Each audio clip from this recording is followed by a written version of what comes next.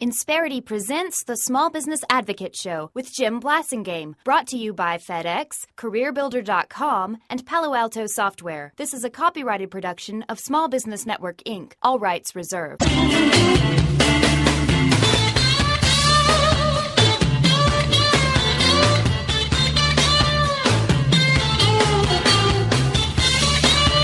We're back at 17 till. I'm Jim Blasingame. Thank you for staying with me. My website is smallbusinessadvocate.com. Lots and lots of stuff there. You can read, you can listen, you can ask questions. That's a 14-year-old website, folks, that we continue to update every single day and have now all this time. So you can imagine all the things that we've accumulated there, because next week is my 14th anniversary of the show. And so a lot of things there that we've held on to, including the work that Jim Ballard has deposited with us, the wisdom of Jim Ballard, I really should more accurately say, over the years. Please go and listen to some of the things. If you want to, folks, if you are ever having a time where you're wondering, what's it all about, you've decided that the hokey pokey is really not what it's all about, and you need some help, go listen to some of the Jim Ballard's conversations on the show with me. And you can do that by just typing his name into our search engine, Ballard. And of course, these books, he's got so many books that he's authored or co-authored. What's the Rush is his book that's still one of my favorites. Jim, thanks again for hanging out with us. We're talking about even-mindedness. Tell the audience, we all talk about being even-minded. We've heard the term, but it's not something, even-mindedness is not something that rolls off our lips all the time. What do you mean by that? Sometimes it's called equanimity. And it means that our wisdom guides all of our actions, and we stop seeing one state of mind as more valuable than any other, because we're going to have those fluctuations. We're going to have disease and health. We're going to have pain and pleasure, loss and gain.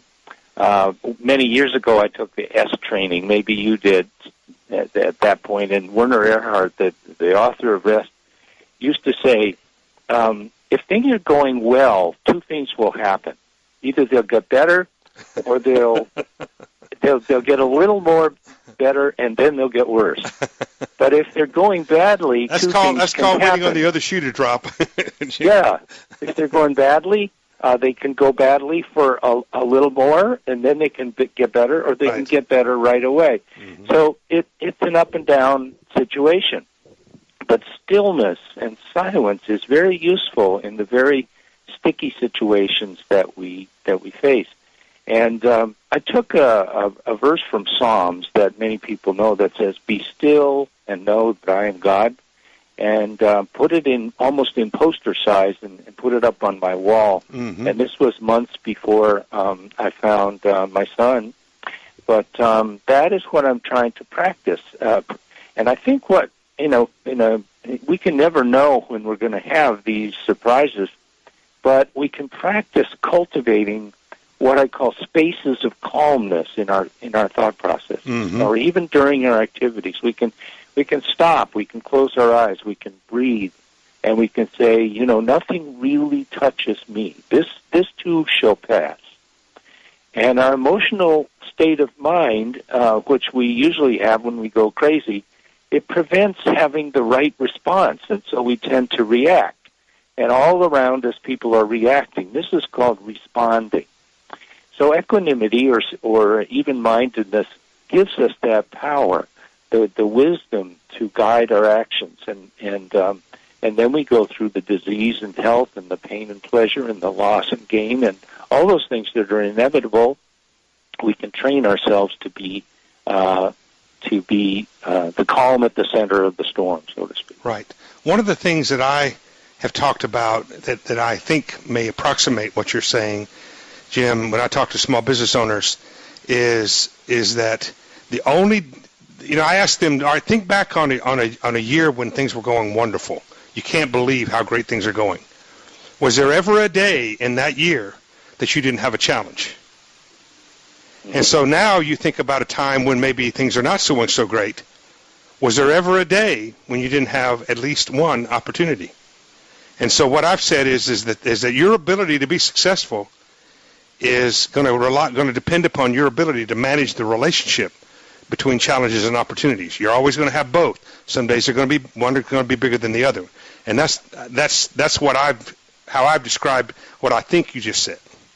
Well, that's Jim Blasingame's wisdom right there. It's just if you're a small business owner, Jim, you're always out on the edge, pretty much. That's right. And right. I think your even-mindedness, I mean, I didn't put a handle on mine. That's what I like about what you're saying, because you put a handle on it. You call it even-mindedness or equanimity, as you say. But this is something that when you see small business owners who are successful, and every time you see them, they're pretty much the same way, don't presume that that their life is a bowl of roses every time they wake up, because that's not it. They've just learned how to deal with it. That's right. That's right. And being around a person who is even-minded makes you even-minded. Have you noticed that? Mm-hmm. When you're around a person like that, so you can be the one who calms other people. And I found that out when I was dealing with family members during this recent passing of my son. And a friend of mine I was about to tell about, Marcia, she's an artist.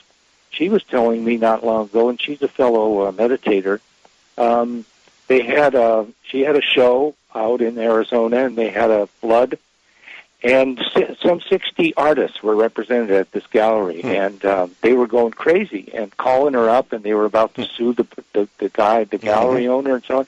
And Marcia just had the same experience I did. She said, Jim, I couldn't understand it, but I was just unbothered by all this. I kept saying, well, this will pass. We'll work this out. But the rest were just going nuts, And her husband was saying, well, how are you doing with all this from time to time?